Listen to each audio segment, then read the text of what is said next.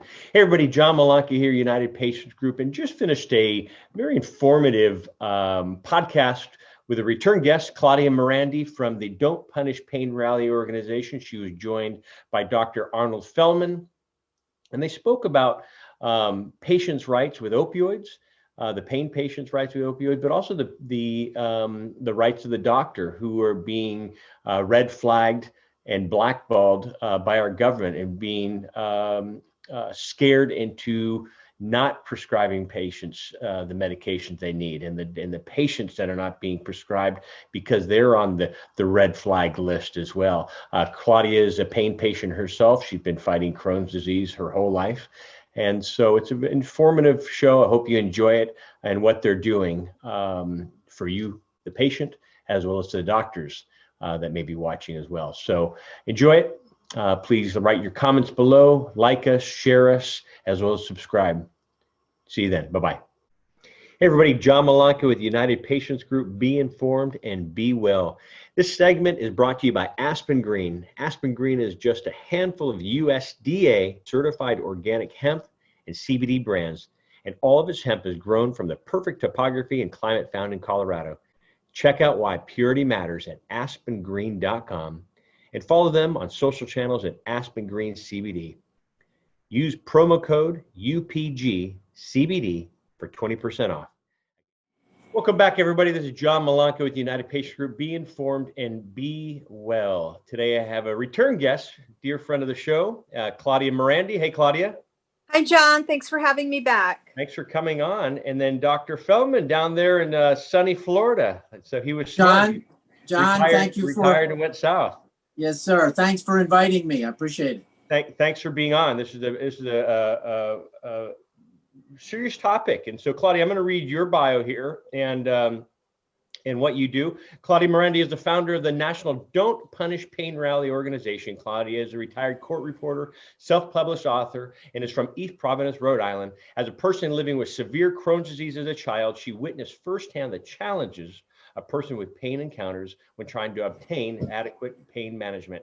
Claudia, in 2017, created the Don't Punish the Pain Rally organization, focusing on organizing protest rallies throughout the country for people with pain who can no longer access pain management due to the 2016 CDC opioid prescribing guidelines. She started with 5 members. Today, there are 1,000 members across the country with chapters in Canada, Australia, as well as the United Kingdom. And Claudia remains vigilant in bringing awareness to the anti-opiate crusaders, who are profiting off the overdosing epidemic. Today, Claudia works with doctors throughout the country who have been targeted unfairly, and this is what she's doing with Dr. Feldman, by governmental agencies and medical boards. And so welcome, Claudia. And then Dr. Feldman, if you want to share a little about your bio. Sorry, I don't have that up here. Well, I would be, I'll try to keep it short. Cool. You mentioned in your introduction to Claudia, she has firsthand knowledge of the problem because she suffers. Now, I did not have firsthand knowledge until I became a medical student, which was in Philadelphia. And so I was at the Medical College of Pennsylvania way back in the day before there was anything known as pain management. It did not exist. In other words, during those times, all doctors considered it their duty to take care of patients in pain. And it was only in the 80s that doctors became more serious about it. And there were a lot of reasons for that, but let's forget about that. So pain management emerged as a specialty. Now, I have been in it since the beginning, before there were pain clinics. I had the first pain clinic in the state, arguably the first pain clinic in the state of Mississippi and the state of Alabama way back in the 80s. And people, they respected what I was doing, but obviously something changed along the way. So there was this awareness, like a renaissance of pain awareness. And this is what we're dealing with today. And now there is a anti-pain movement, which has become very powerful because of things that we'll discuss. So I became an anesthesiologist, moved on from medical school to an internship in internal medicine at Thomas Jefferson, which is a very excellent medical college in Pennsylvania, Philadelphia. Then I went to Harvard, and I was lucky enough. I don't know why they accepted me, but they did. And I completed my training in anesthesiology in Boston. Moved down south, went into the private practice of anesthesiology, and within a number of years, couple of years, I opened the first pain clinic because there was this definite need. People thought I had the skills, and I became a pain management specialist. And I did clinical anesthesia for surgery for 15 or 20 years. And at the same time, I did pain management. And around the year 2002 or 3, I dedicated 100% of my time to pain management. Built a clinic of which I don't think there were very many like it in the United States. I went back and traveled all over the world to learn to do spine surgery, laser-based, minimally invasive surgery, and innovated a number of things. So I've seen, I think in the movie Mommy Dearest, I think Joan Crawford said, Faye Dunaway said, "This ain't my first time around the rodeo, fellas."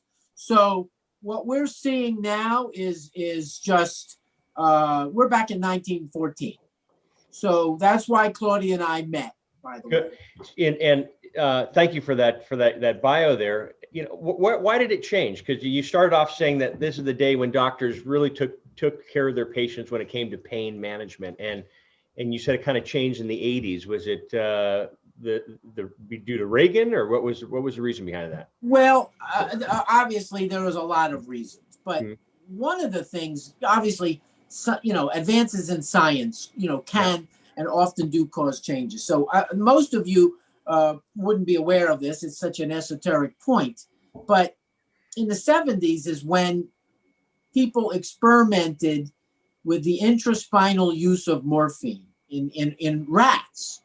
And researchers found that tiny doses of morphine applied to the central nervous system can cause pain relief without any mental changes, any dysphoria, any sedation. So guess what? Ronald Reagan gets shot by John Hinckley, and who I believe he was the first American to receive a shot of intraspinal morphine, Ronald Reagan. Well, I read about this in around 1981, I think. Yeah. And I thought to myself, well, if this is good enough for the president, why isn't everybody using this? And after some research, I wasn't the first, but we started using what we call neurally applied opiates, meaning opiates applied to the central nervous system via the surgical implantation of pumps, spinal morphine pump systems, of which I became very expert and very, very convinced that there is a better way to take care of pain. Well, at the same time, with that awareness, there were some changes in the pharmacology of opiates and the introduction of newer drugs. When I say newer drugs, we're talking about OxyContin, which is an old drug repurposed in a new package, meaning oxycodone, been around since 1920s. Fentanyl, which had been around since the late 50s. I used it in surgery all the time as an anesthesiologist, literally every day. It's a great drug if you know how to use it. It was never intended for street use. So there became this awareness after Reagan that we can do a better job. The pharmaceutical companies that make drugs sell their drugs, and they marketed them in the beginning, I think, appropriately. And then there was this overzealous marketing of well-intended drugs or safe drugs that now are, as they say in Germany, verboten. So we cannot speak of these things. We cannot use these things. We cannot use them for their intended purposes. So for lack of a better term, there's been a backlash, as there often is, and the pendulum has swung the opposite way. Yeah. And Claudia, thanks for your patience over there. You're like, hello, I'm here. So, no, not at all. Sorry, Claudia. Sorry. Not at all. I love it. That's music to my ears whenever Dr. Feldman speaks. Well, good. First off, I have to applaud you because not too many people stand up for their rights. And what you've done with your Don't Punish Pain rally and your followers, I do applaud you, because a lot of people just sit back and go, oh, this is the law. I have to just take it. and then you go into a slump of depression, you know. And I've talked to many patients who've gone through depression. Some are no longer here because of suicide or whatever. And you know, so I know you're in pain every day. I know we've had our colleague and friend Beth Dost on here. She's in pain every day, a fibromyalgia patient. You know, and you guys shared what a lot of pain patients going through when they go to refill their prescription. You know, it's kind of looking. The pharmacist looks at him like, yeah, okay, I'll fill this for you, but I know what you're really up to. What do you really know what I'm up to? Do you sit in my body every day? I mean, Beth wakes up at 3 or 4 in the morning to get out of bed at 6:30 in the morning to talk about pain, you know. And so so I applaud you is what I'm getting on that too, of what you've done. What can you add to that? I know you're very involved since the last time I had you on the show, and a lot of things have changed. Can you share what you're going through right now, and some laws that you're trying to have passed, and some people you're fighting, I guess, if you want to say? Sure. Yeah. Well, you know, things change daily, but not much changes for the pain patient, because the plight of the pain patient goes unnoticed, unheard. Yeah. Nobody cares. And, you know, one of my very first interviews I did years ago was a retired senator, and he said, nobody cares until it happens to them.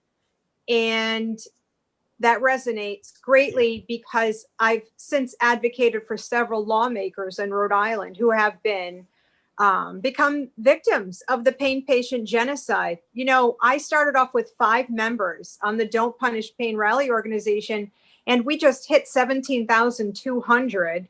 And that's just on one page. And now I'm on all social media platforms, and the requests come rolling in 24/7 to speak with myself, to speak with Dr. Feldman. Yeah. And we in Rhode Island, I've been fortunate to get legislation sponsored. I believe it will pass in 2021. We resume session, but that's just a very small part. You know, what I do in Rhode Island is I keep a lookout. I monitor what's happening with the state's medical boards. Are they terrorizing doctors unfairly? Is the DEA in my state? So I am definitely a squeaky wheel. In 2021, I am committed to investigating prosecutors' investigations, because I see the trash that the Department of Justice puts out. I've sort of shifted gears to working with doctors who have been targeted, because without a doctor, there's no patient. And Dr. Feldman, one of the very first conversations we've had, when I've met him, we've not met in person, but Dr. Feldman and I speak on the phone sometimes 5-10 times a day, a lot. And he said, as long as there's fare in the clinic, nobody will prescribe. And I know your wife was a sufferer. She was quite ill. And when these 2016 CDC guidelines were created, people with cancer were to be exempt. But we knew that would not, we knew eventually people with cancer will be stricken, and they have been. It doesn't matter if you have cancer. It's no longer the holy grail of illnesses, whether you have cancer, sickle cell, a rare disease, Crohn's disease, colitis, fibromyalgia. The government does not care. And they have targeted doctors who prescribe. And, you know, one of our goals is to get a DEA oversight hearing. Another one of our goals is to get a copy of my bill in all 50 states to protect doctors. Dr. Feldman, because of Dr. Feldman, there's now a class action lawsuit that's been filed against CVS and Walgreens for discriminating patients at the pharmacy counter. And unfortunately, our country only responds to litigation. Litigation they shall have. So isn't that the truth? At the beginning of this, you said hopefully you're helping laws pass. What laws will pass? So Rhode Island, the bill number last year was Rhode Island House 7398. And that bill states chronic intractable patients shall be able to receive long-term opioid therapy exempt from the 2016 CDC guidelines. And the guidelines are being rewritten. A lot of people don't realize that. And they'll be released in 2022. But they were created in secret, and the FDA distanced themselves because they knew this would be a horror show. It's very, very bad. It's a very dire time for people who are sick. And all the media wants to cover is the opioid crisis. We can laugh because we say, what opioid crisis? In 2019, guess how many overdoses had pain pills in their system? 0. Wow. So people, and there's not enough awareness being brought to what people are really overdosing on. And as a mom to 2 teenagers, that's something else I had to fight really hard to get in Rhode Island, was to get PSAs put out by the Rhode Island Department of Health talking about fentanyl, because I've got 2 teenagers and, in their mind, they think people are only overdosing on pain medication. And that couldn't be the furthest thing from the truth. And that's why we have to work so much harder. We have to work to change the false narrative surrounding the safety and efficacy of opioids. And we're doing it, but it's at a glacial pace. So it's pretty dire. It is. And Dr. Feldman, earlier when Claudia said my wife, she passed of pancreatic cancer in 2000. Oh, I'm so sorry. And talk about the pain, she was someone who didn't drink, didn't smoke, worked out, stayed healthy. And, 3 blood tests came back 0 cancer.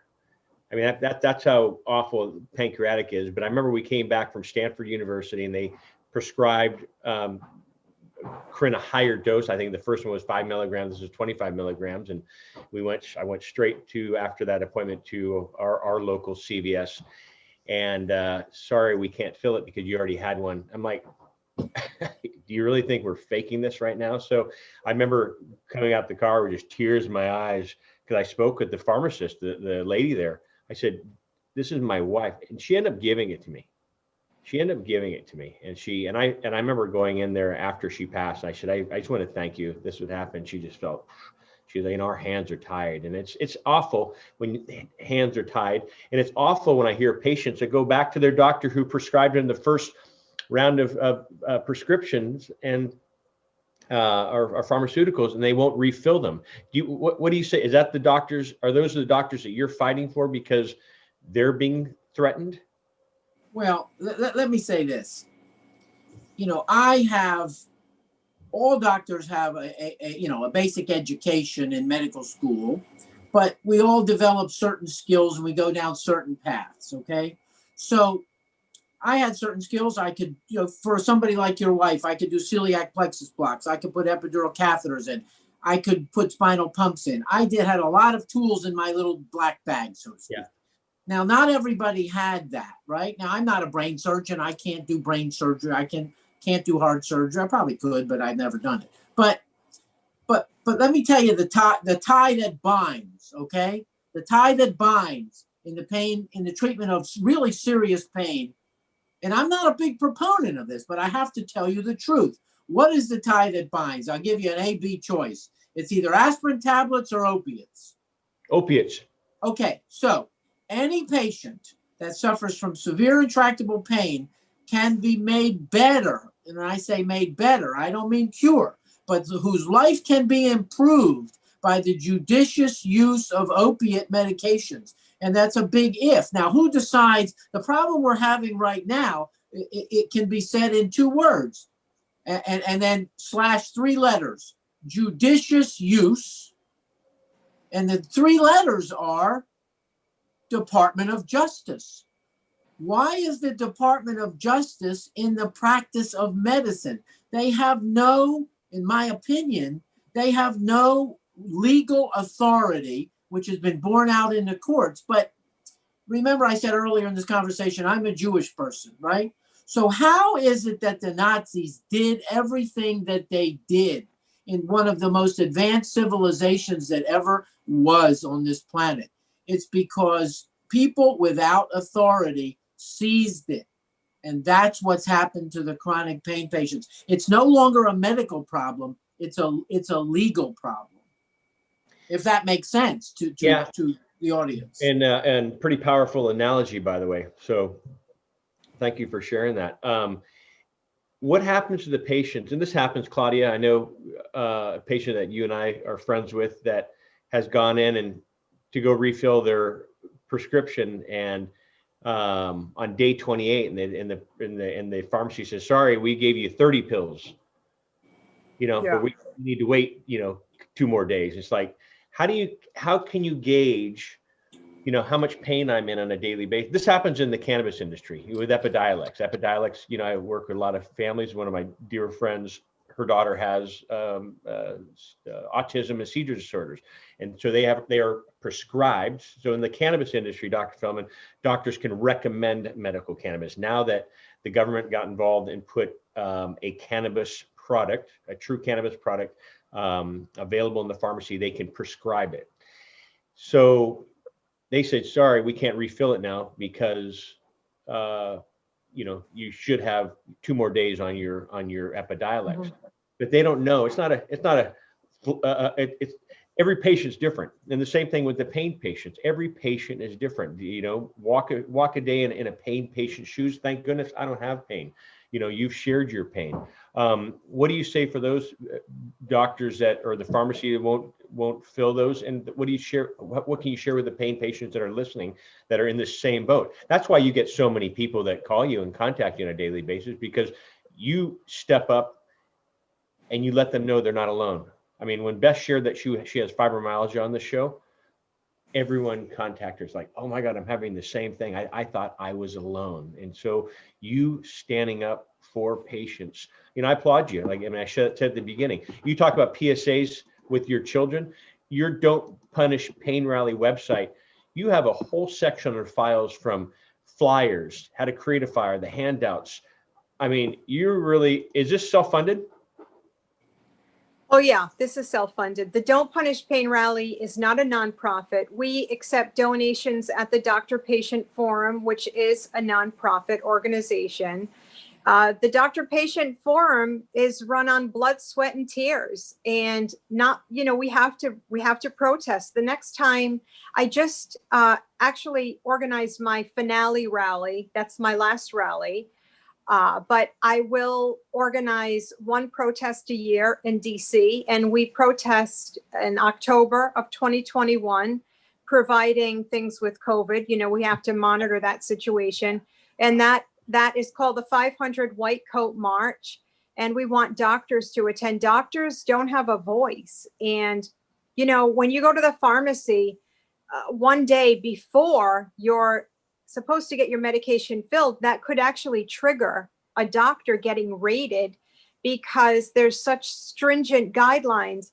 But most people don't understand, if you call CVS and ask for an early fill, you could lose your pain management. Wow. If you use cannabis or kratom, you will lose your pain management because cannabis is not legal.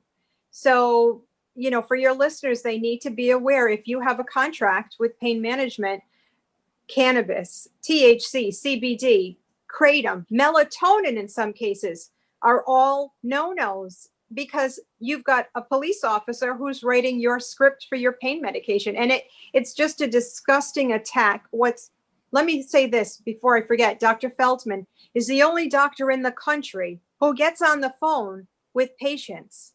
Wow. And because these people have nobody, and oftentimes we are their last phone call before they attempt to take their life. And we have to talk both doctors and patients off the rails. Once a DEA terrorizes a doctor, they're robbed of their livelihood.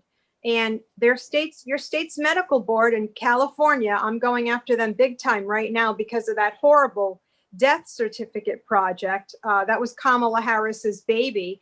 The death certificate project was looking into doctors who had overdoses 10 years ago. And some of these doctors didn't have overdoses. Some of these people died from natural causes, but the DOJ, they're such cowards, and they have such weak cases that they lie. And now I question, are our federal judges being paid off? The corruption is never ending. And at the end of the day, we have lawmakers, judges, prosecutors, doctors. We have people who are profiting off the fake opioid crisis. But I know something will give, because everybody gets sick. 1 out of 4 people will get cancer. 1 out of 4 people will need pain medication. But these hateful anti-opioid crusaders, they lost a loved one to an overdose. So therefore, if you need pain medication, you must suffer. But now I get requests for people who tell me, my son overdosed, he's dead. He overdosed on fentanyl, but I can't get pain medication. This was not supposed to happen. My son's death should not be a reflection of the pain patient suffering. So we're seeing more conversation, but mainstream media, they're gluttons. They refuse to cover what's really happening. And it's, it's disheartening because, this past week I felt like, there's nothing rewarding about what we do. Yeah. We're unique because most nonprofits can see, what's rewarding for us is, okay, they didn't blow their heads off. So that's good, but there's nothing rewarding. But if we don't do it, nobody else will. People are afraid of the government. I am not afraid of anybody. Sure. Well, no, I am. How tall are you? My 19-year-old, yeah. I'm afraid of her, John. Well, how tall are you? Oh, I'm 5'2", 120 pounds. See, and you're King Kong, and I love that. Beth is like that as well. Yeah, we don't. Oh, no. And my mom's in the next room. She's 85. And I did a TikTok video yesterday about this. One time, like 7 years ago, a doctor accused me of pain catastrophizing. I was admitted with a bowel obstruction. Yeah. And I could see the look on my mom's face. And I said, oh, my God, this poor guy better run. Because my mom said, how do you have kids? And he said, yeah, I have a 6-year-old. And she said, does your 6-year-old have an NG tube in her nose? And he said, no. And my mom says, well, my kid does. So when your kid has an NG tube in, you give me a call, and then I'll tell you that your kid is making up for pain. So you have to force people to do the right thing. My approach is a little unorthodox, but that's all we've got. Well, you're also a mom too, and you're tough. And I think your approach comes from, you'll do anything for your child, and in turn will, really stand up and get your rights heard. I want to go into rights, but I also want to go into pain doesn't discriminate, disease doesn't discriminate. And that's something that we share even in the cannabis world. Cannabis wasn't our lifestyle. And Dr. Feldman, I don't want to surprise you. This is a podcast. My company is United Patients Group, and we are pain advocates or health advocates as well. Helping people avoid the tangled web, whatever it may be. If cannabis is it, if it's going through opioids, if it's going through health and wellness. And so we were thrown into this in 2011 when my father-in-law was diagnosed with stage 4 lung cancer, metastasized to his brain. He was given weeks to live, and we asked about cannabis for appetite stimulation, not knowing the benefits, and the outcome, he's still alive. And so we've seen, and like Claudia, it's like, wow, and I called Corinne Mary Poppins, didn't drink and didn't smoke type of thing, but it doesn't discriminate. Pain and cancer and ailments do not discriminate. And so you helping the senators, and that's one thing, we've had senators contact us, say, I was so anti this, and we were thrown into this world, and now we're proponents of that. And same thing, it sounds like that's happening with you. Our doctor recommended a doctor in Mexico who was based in LA because he was constantly in court fighting for his patients' rights. And he said, I'm out of here. I'm going to go down. And he's been down there for 19 years, and he has patients from all over the world to come. He goes, and I don't have to fight the DEA anymore. But he goes, every time I spent more time in court than I did, talk about litigation, more time in court than I did with my patients. And I spent all this money. I won, but what did it get me? I spent all my time in court. So I'm not going to do this. Your rallies, this is where I was going about justice, your rallies and your protests, and you have your 500 white coat rally. Do those rallies go anywhere? Does anybody listen, or do they just look out the window and go, here they go again? I mean, what really, can you share? Yeah, well, the reason I created the rallies was to get help to the elderly at home. And the only way people find me is through word of mouth. Yeah. And each time the media would cover, local media stations would cover the rally, then if you're at home, you'll see that that 10-second news about Don't Punish Pain rally. And that's all they need to see. And now they can connect with us. So the rallies are necessary, but we don't have a great turnout because a lot of these people, they're bedridden and virtual anything doesn't work. That's a big flop. When people say, oh, let's do a virtual, I don't do anything virtually. No, in person. So, it's done something because I started with 5 members and look, once you go over 3,000, 4,000, 5,000, you don't even know most of the people, but we have original members and they ask, well, is it worth fighting for? But you have to fight. So, and you have to protest. You have to be out there. You have to attach a face to the cause. And step one in this whole process is bringing awareness to the issue. We don't have the money to pay for a national PR campaign. But if we had $5 million, we could do a lot with it. We don't take money from pharmaceutical companies, and we can't for the time being because of these hateful, evil people like Andrew Kolodny and Prop. And these people take millions from pharmaceutical companies, but they accuse the pain advocacy groups, oh, well, they get money from opioid manufacturers. Well, so do you. So it's just one attack after the next. The rallies are necessary to bring awareness because we have the numbers and we have something no other community has. We have the numbers. 50 million Americans suffer with chronic pain. And when taken as prescribed and stored correctly, opiates are safe and effective. And if you need cannabis, you should be able to get cannabis. And if you need kratom, same with kratom. But you can't get anything now. So when you were on last time, I had a lot of people write in as well as doctors saying, come on, opioids, they lead to other things. They lead to death. People just want to get high with it. And we get that in the cannabis industry. If you're an addict, absolutely. Because I advocate for people with addiction. So if you're predisposed to addiction, you have to, and that's why they're prescribed in a controlled setting for that reason. But if you're predisposed to addiction, you will probably get hooked on opiates if not taken in a controlled setting. But the government's taken away the right to even see a doctor. Now doctors just won't prescribe. They're like, forget it. And what do you do there? Can I make a comment about that? Of course, please.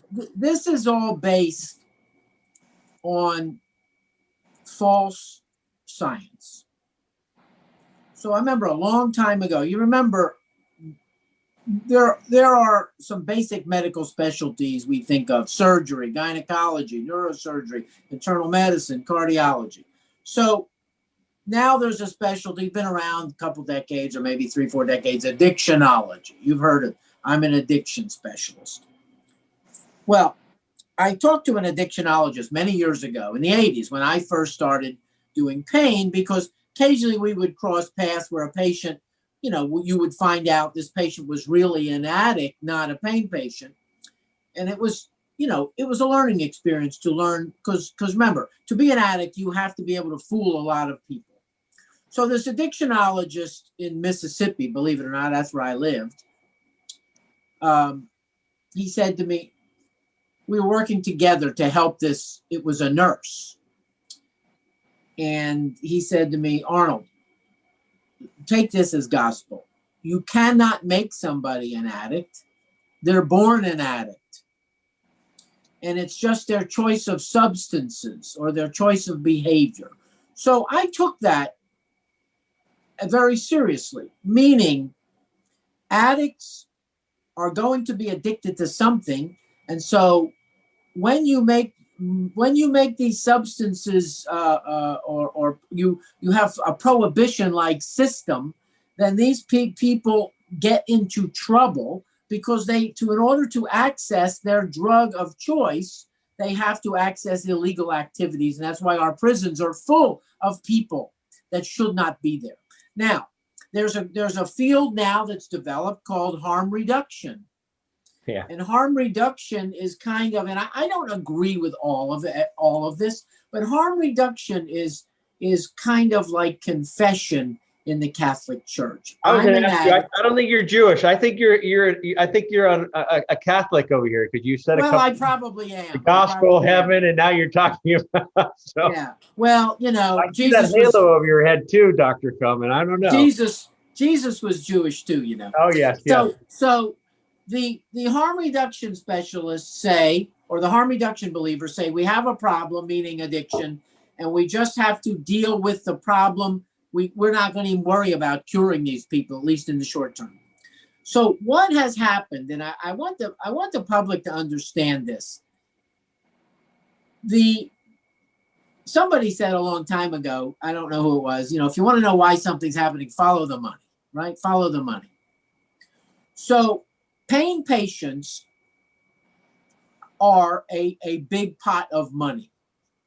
Either Medicare expenses, Medicaid expenses, private insurance expenses, workman's compensation expenses, disability payments, pharmaceutical companies making money, medical device companies making money. So they want the money, but they really don't care about the human being. So what has happened is Andrew Kolodny, who's just a front man for a bunch of how should we say, unethical pharmaceutical companies, looked at the Purdue company, a Jewish family that made a lot of money selling OxyContin. And that's a whole different issue. Obviously, I don't know these people, but I've been around since the beginning. And they saw the billions and they said, we want those billions. And now what they're trying to do, and they're becoming successful, is to substitute a drug called buprenorphine, Suboxone, and force millions and millions and millions of Americans, including people like you and me, Claudia, my wife, people with cancer, people with all kinds of problems, force them to take this drug. And guess what? You remember in Brave New World, Aldous Huxley novel, we all read it in high school, to keep people calm, they gave them a drug named Soma. That was the name of the drug in Brave New World, 1937. So buprenorphine is the new Soma. And how did they achieve this goal? And they stand to make billions of dollars. I'm going to tell you a deep, dark secret. They hired influential former congressmen and senators and governors to influence the Department of Health and Human Services to change one diagnostic code in what's called the Diagnostic and Statistical Manual 5, DSM-5. They changed one diagnostic code to opiate use disorder. So for instance, you mentioned your wife, may she rest in peace. She took an opiate for more than a week, but rather than say her diagnosis was pancreatic cancer, they would say she has an opiate use disorder. So if you make a drug which is meant to be taken by addiction patients, which is 2 million Americans about, and you extend that to 100 million Americans by changing the classification and coding, guess what? Your corporate income goes up 50 times and it's lifelong. So that company has the potential to outpace Apple Corporation because you don't need to buy an iPhone every day, but you have to take your Suboxone every single day. So this is the biggest ruse that I personally have ever seen. But the good news is Claudia and I are going to sue these people shortly. And we have a research department and we are collecting information that you're probably not old enough. Do you remember Abscam? You're talking to me or Claudia? I think I'm older than Claudia. They entrapped a bunch of New Jersey congressmen in taking bribes from Arab businessmen. Yeah. Do you remember that? Yeah. Well, this is bigger than Abscam. This is billions and billions and billions of dollars. But they got President Trump so jacked up on this that he declared the opiate crisis a national emergency. You know what? The opiate crisis is man-made. It is not a Ebola virus pandemic. And we can change it in one fell swoop. by a presidential order or a piece of legislation saying the following: doctors can prescribe medicine, law enforcement officers cannot. That is the conversation we need to be having. So it's just like marijuana. If you go back to, the old movie, Harry Anslinger in the 30s, Reefer Madness. I mean, come on, the jails are full of people with marijuana convictions. So now they're getting full of doctors that compassionately treat human beings. And if we don't put a stop to this, our society that we know will no longer exist. A lot happened in 1937. Actually, my mom was born as well. What do you say about and I'm going to take this other side here. I should say bring this up because this was brought up in the last time I had Claudia. I mean, what do you say about all the rehab centers here in California, Napa Valley, all the way down to Malibu? That's a multi-billion-dollar industry. And a lot of John, you know what those recovery centers are doling out? Suboxone. Lots and lots of Suboxone. We advocate for people who can't get off Suboxone. It is a highly addictive, deadly opioid. And contrary to what doctors, ill-informed doctors on buprenorphine say, yes, you can overdose on Suboxone, but there's millions of dollars, billions of dollars invested in this false narrative. Yeah. And if you replace the word Purdue with Indivior, history is repeating itself this time around with Suboxone. But there's so much money being fueled into this fake opioid crisis.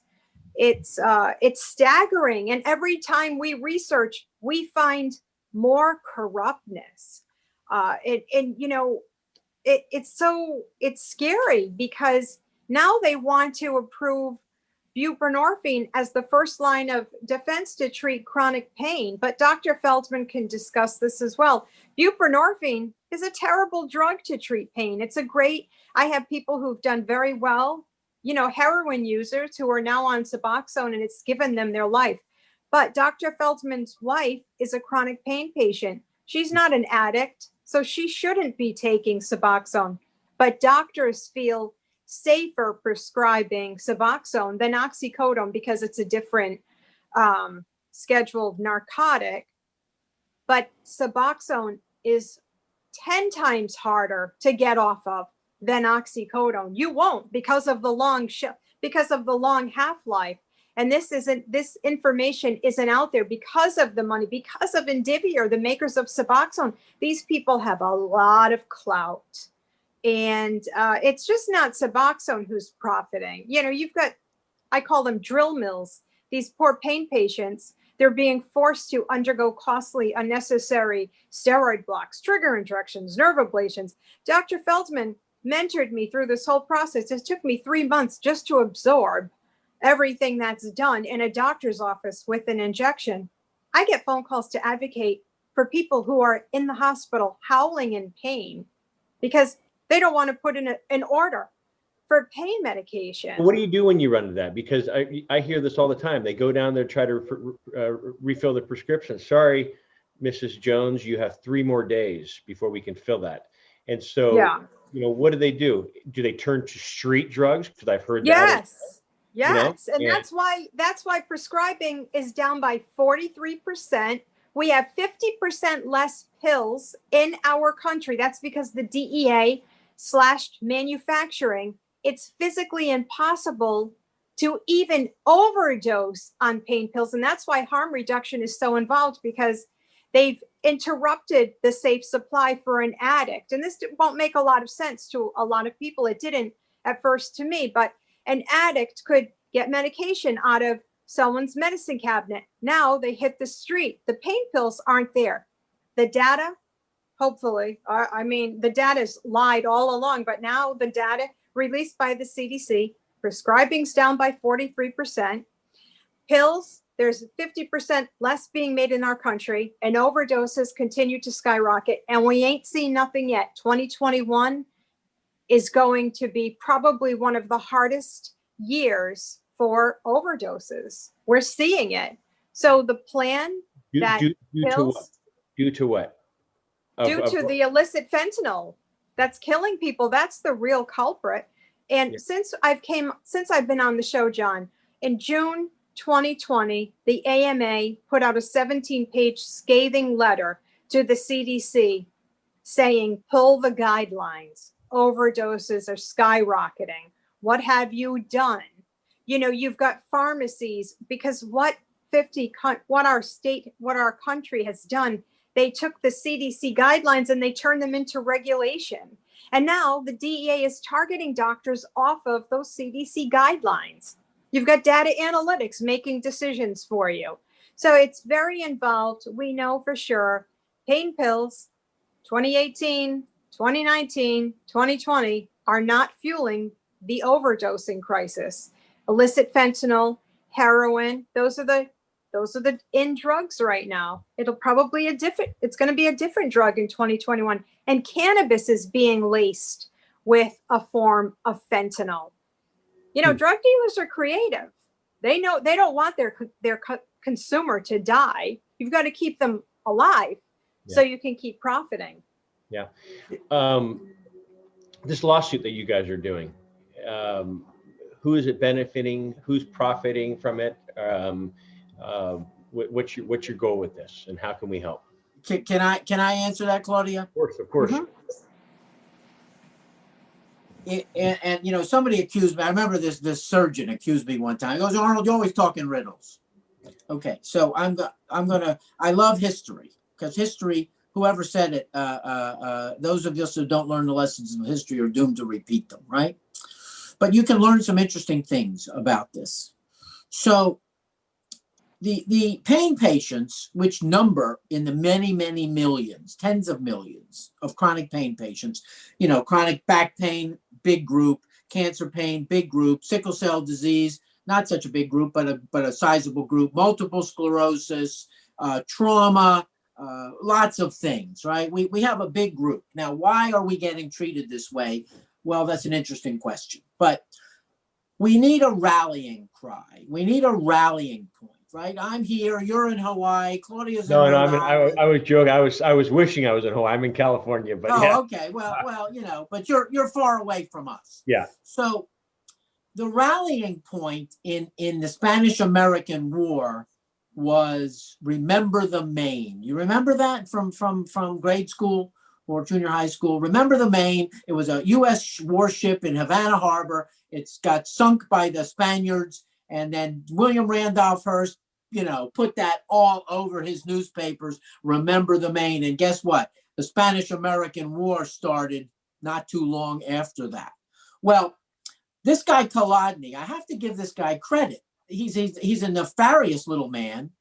And I saw this in the late 90s that this was happening. I don't know if I'm clairvoyant, but I've been around this rodeo. I actually called this guy up when he was working somewhere in New York. I said, listen, I fought my whole career to legitimize the treatment of pain, and you're about to destroy it. And I basically said, you know, go screw yourself. But, you know, he didn't pay attention to me. So Kolodny is going to be plaintiff number one.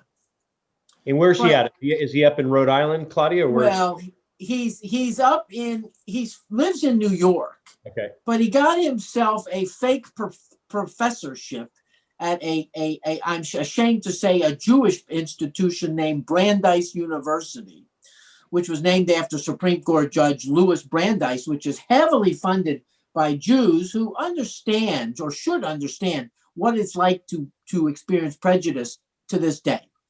But remember, I said, follow the money. So Brandeis has this thing called the Heller School, which I don't know who endowed that. And I'll try to keep it brief. But what they've done is, when we were trying to treat more and more people compassionately, we begged for a database, meaning the doctors begged for a database so we could see who were the real pain patients and who were the addiction patients. And the way we could see that is by pharmacy records. So we begged for what's called a prescription database. Well, what happens to the prescription database? Again, people see opportunity where we don't. We see opportunity to help people, and they see opportunity to make money. So the Heller School gets a hold of this database and works with computer companies to use the data metrics to sell the metrics. You know, information is money. So they sell your prescription or my prescription or anybody's prescription, and God knows what happens to it. But let me tell you, what happens to it is pharmacies have to buy computer programs. The states have to buy computer programs. Hospitals have to buy computer programs. And the DEA has access to these programs. So they look at this data. And, you remember the old bell-shaped curve, right? If you're 2 standard deviations out from the back on the right of the bell-shaped curve, they target you for investigation. Investigation means seizure of assets under civil asset seizure laws. And guess what? They take a law-abiding, hardworking, compassionate doctor and turn them into a criminal and put them in the federal prison for 20, 30, 40. I know of 2 doctors got life sentences for practicing medicine. And El Chapo got a life sentence, but many other people get suspension, house arrest, public service, but they are out to ram this Suboxone so far up the American public's you-know-what that they will never know what hit them, and it will take 100 years to undo this. It's sad, and it sounds like a lot of the stuff that you're talking about is instilling fear not only in the doctors but in the patients. Right. And and they kind of feel that the I guess typical citizen feels that they're handcuffed, and they say, well, these are the laws. This is what I have to do. And I know you have another call here, Claudia, and I appreciate that. I want to help be on schedule here with you. What message can you share with our audience? What you like to do, and what coming on my show, and how we can help? Well, first and foremost, hang in there if you're a pain patient. Just from this 1-hour show, what Dr. Feldman just explained about and we have doctors who they'll never see the light of day. Those doctors are forgotten. We have to have a lawsuit filed in order to effect change. The same way the Department of Justice has made examples out of well-intentioned physicians, we now have to make examples out of people like Andrew Kolodny, who's an unscrupulous psychiatrist who's never put his hands on a patient. Anna Lemke. And Anna Lemke. Yeah, these are horrible. These are ruthless individuals, and they're all with this organization PROP, P-R-O-P. And then you have organizations like Shatterproof, Gary Mendel. And these people are bringing in millions and millions of dollars, and they profit off your pain because they lost a loved one to an overdose. This lawsuit will make an example out of these people for, exploiting grief-stricken families and encouraging doctors to prescribe this highly addictive, deadly drug, Suboxone. And Andrew Kolodny was quoted as saying, I don't care how much bupe is on the street. The more, the better. And some doctors feel that way because it's a great tool for addicts. We're not addicts. I'm not going to be treated like an addict. I don't beg for medication, nor will I ever. But the lawsuit against CVS, if the judge approves this class of people who have been discriminated against at the counter, 5-10 years down the line, that will change policy. This lawsuit against Andrew Kolodny, Dr. Feldman, has a GoFundMe because we can't pay for the lawyers. The lawyers. I was going to ask you, did you find a law firm pro bono that's going to go after these? Oh, no. Lawyers will not take this on a contingency basis. It's far too expensive. Yeah. Lawyers will plow through a few $1 million. And Dr. Feldman has created the GoFundMe to help fund the lawsuit. That's necessary. We're not wealthy people.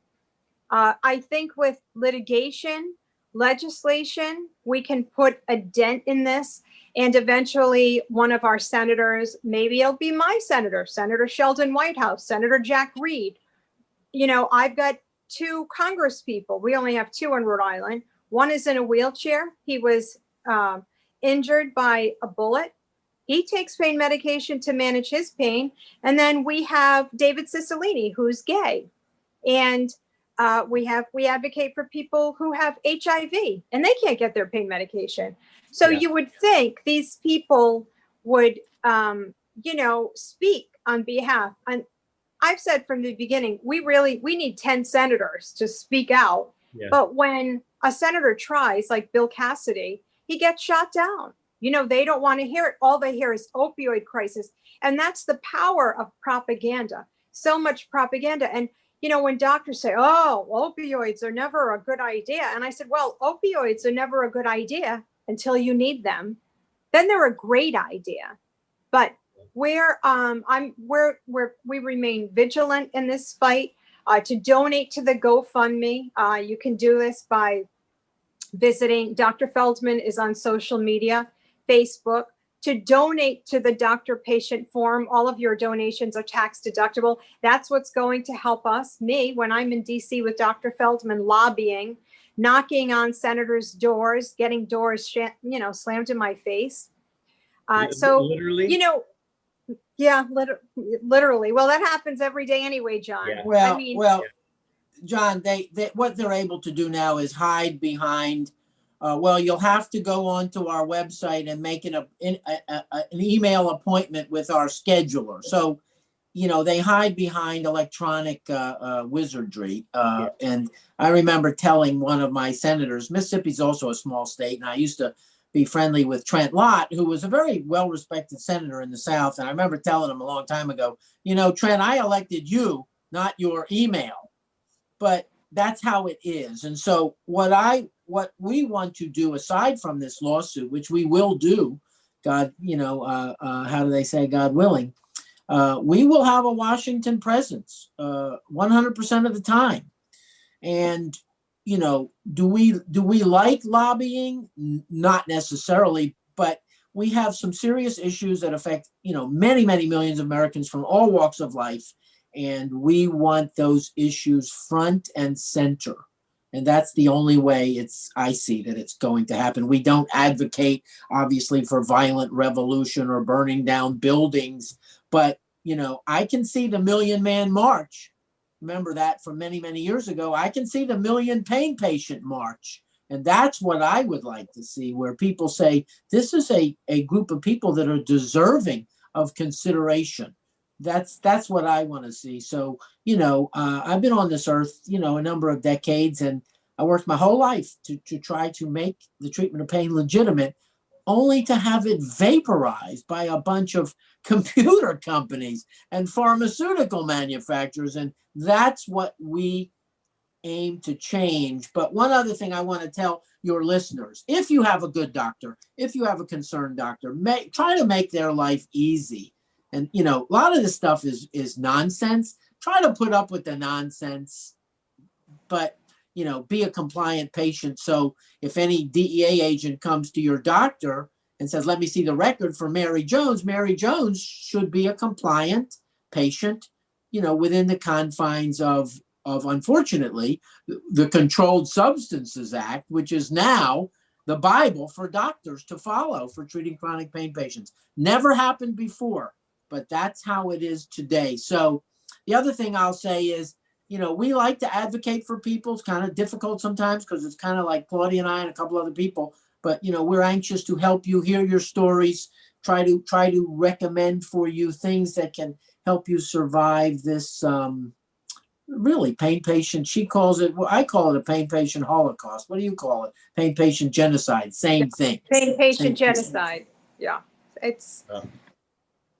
Well, I thank you both for doing what you're doing, but also standing up for the patients that don't have a voice, standing up for the doctors that don't have a voice, and some of these senators, that I may be too afraid to speak out and speak out and speak up. So, Claudia, always great to see you. Dr. Feldman, I appreciate you. Hey, thank you. I consider we're now friends.